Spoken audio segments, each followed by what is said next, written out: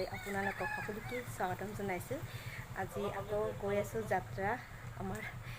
ব্ৰহ্মপুত্ৰৰ পাৰে পাৰে তেনেহ'লে ভিডিঅ'টি চাব আৰু ভাল লাগিলে লাইক কমেণ্ট আৰু ছাবস্ক্ৰাইব কৰিব আৰু শ্বেয়াৰ কৰিবলৈ নাপাহৰিব চাই থাকিব ভিডিঅ'টি শেষলৈকে